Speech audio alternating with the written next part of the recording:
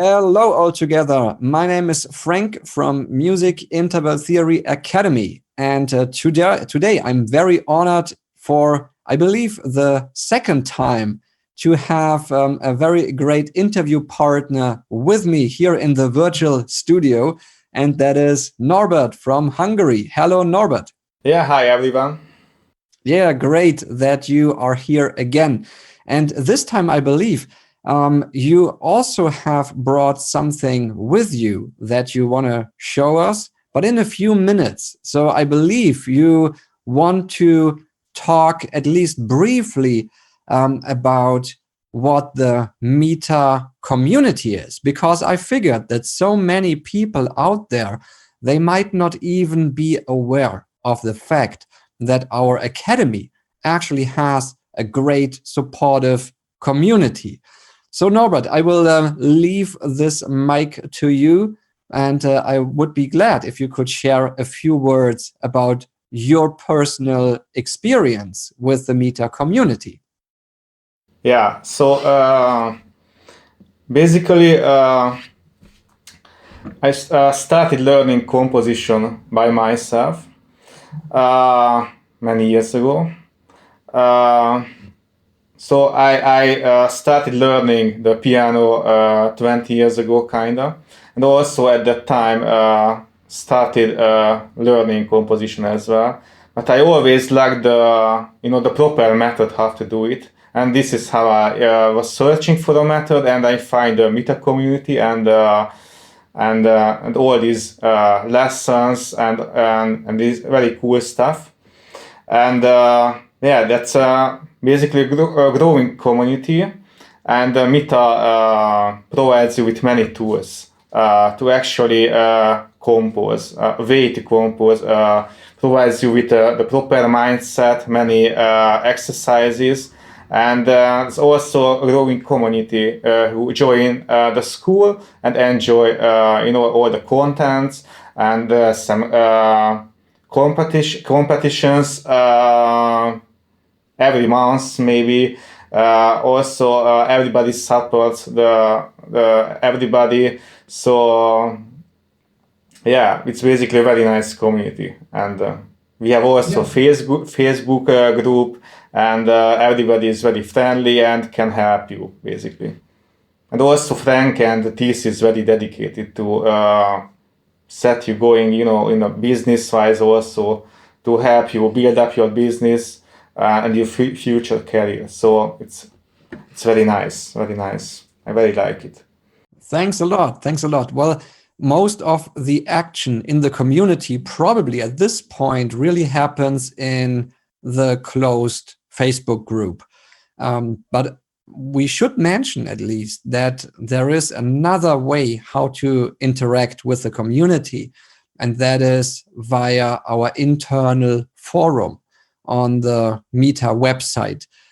So if you don't use Facebook, or if you refuse to add an account and to become a Facebook member, then of course you still have the opportunity to interact with the MITA community via the website directly. Yeah, great. Norbert, many thanks for that. Switching gears here a little bit, I believe you also want to talk a little bit about one of your assignments, your compositions. So I want to share my screen a little bit. I first want to play the piece, and this was for the lesson 7 assignment. So I would like to just play it.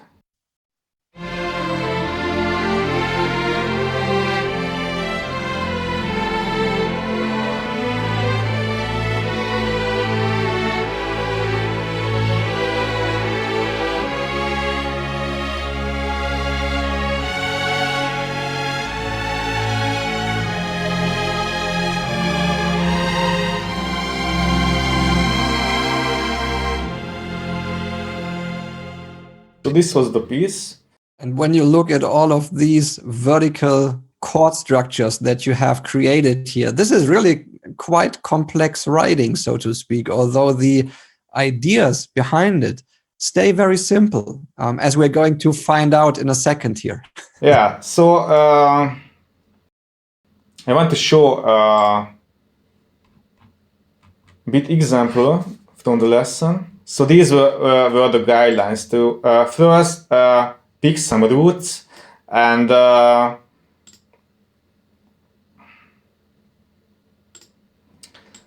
so pick some roots, for example F, and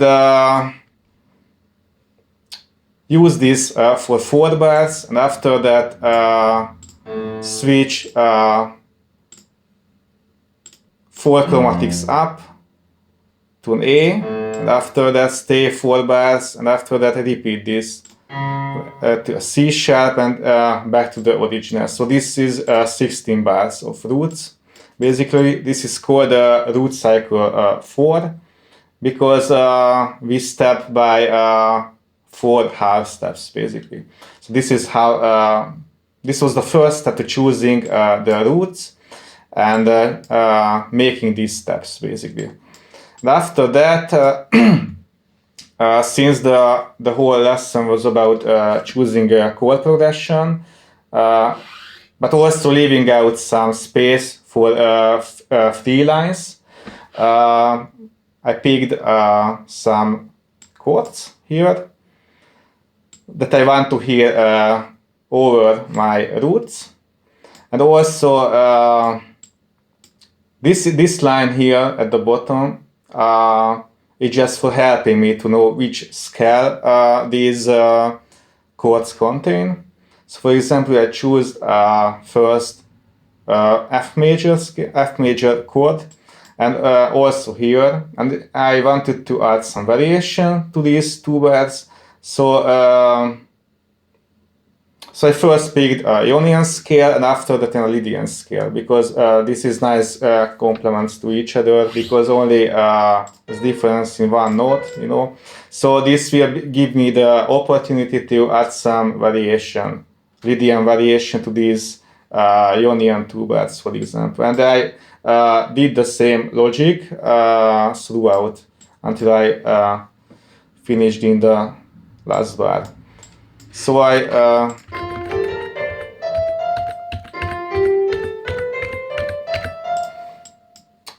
I picked you know all the scales, yeah.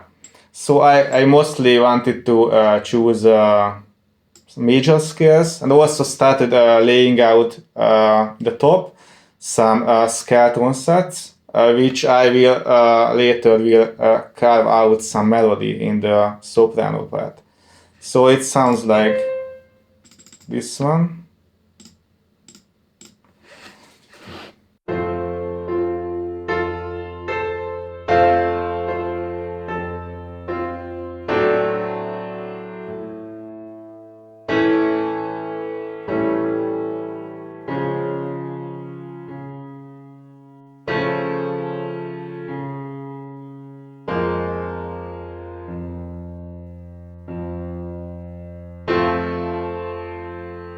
So this is a very, very basic sketch, and from this, so I added a bit of complexity to this. So you can see that this is an F6 chord now, and added a 7 here as a variation to have more diversity, you know, in the chords.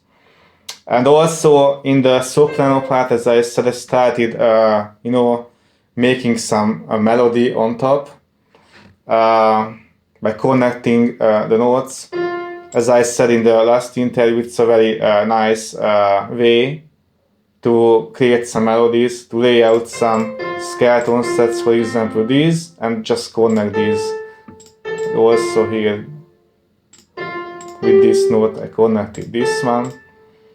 And as you can see, I would like to play this, but you can see I applied the same logic. So I laid out all these scale tone sets and made a melody on top of that, and changed some stuff in the bass. You can see this is an minor chord now, not a major chord as in the last step. So I changed a few things, but it's still an easy concept. So sounds like this one.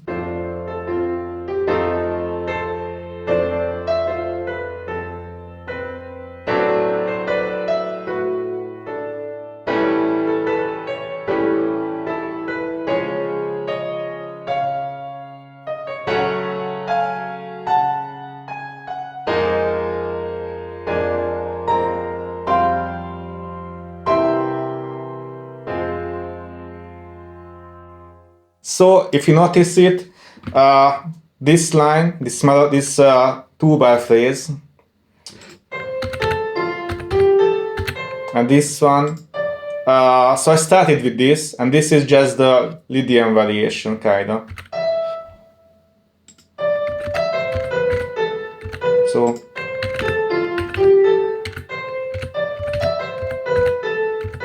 similar with these four bars.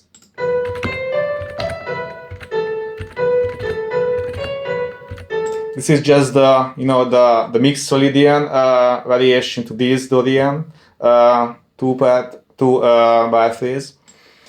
So this was the basic idea to change scales every two bars and the flavor of the harmony. So use mostly major chords at the beginning and change to minor as a contrast in the end. And from this, same logic here.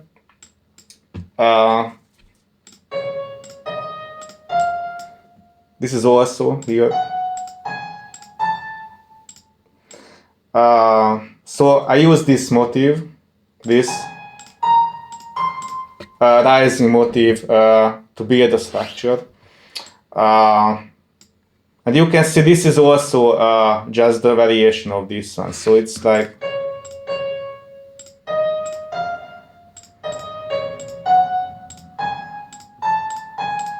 just slower version. And here I added this bar, this is just an ornamentation like this.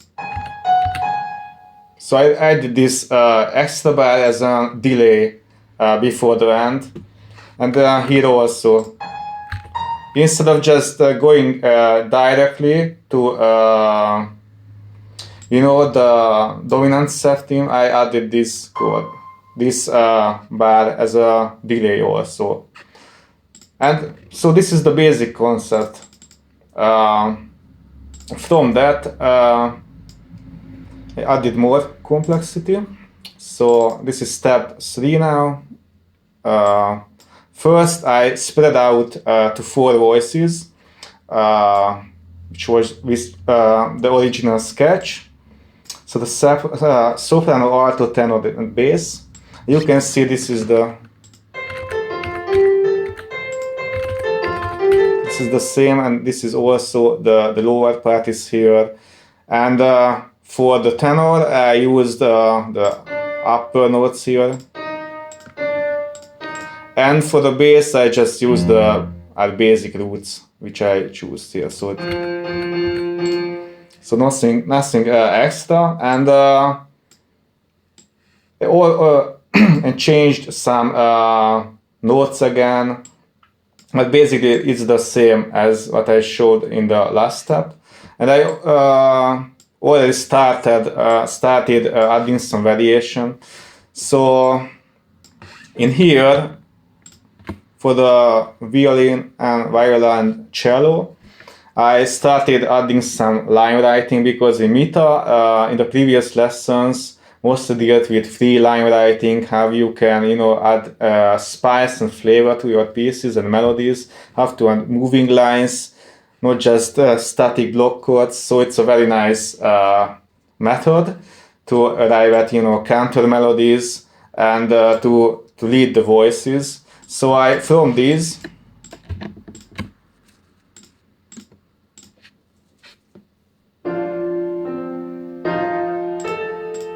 started, creating some moving lines.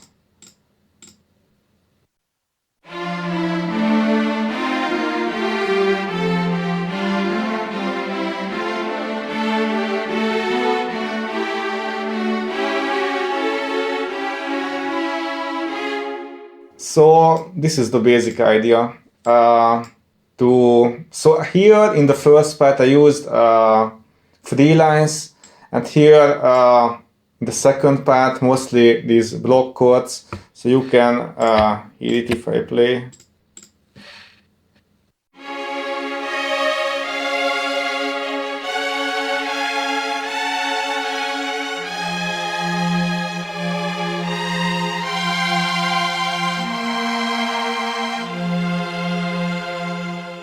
And you can see that I wrote the viola part a bit high up to fill in the harmony, but this resulted in a very thin sound.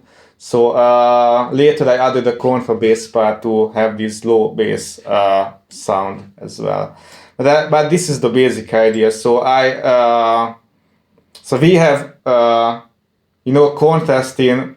First I'm using these 3 lines, and after these block chords, but also in the first part mostly major, and the last part is minor. So it's a great way to add spice to your pieces and variation, to use lots of contrasting scales, harmonies as well. So this was the step 3. I just added finally some dynamic markings, some legato markings. Since I'm using a note performer now, I really like it, how it articulates the different voices. So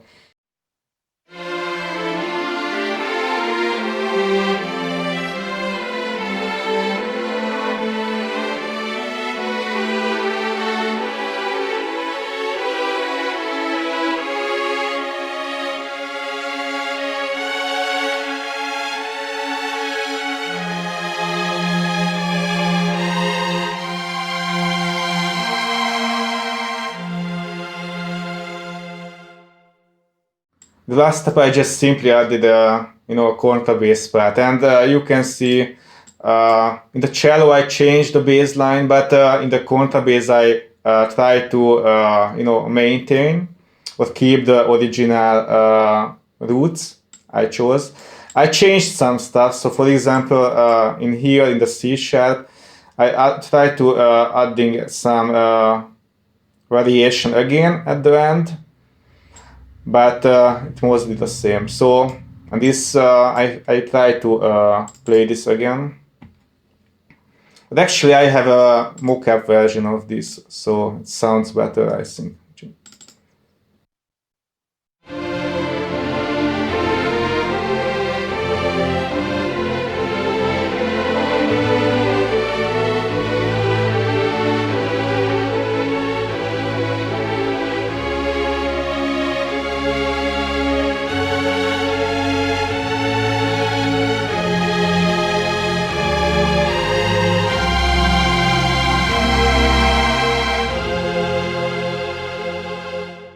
So that's all.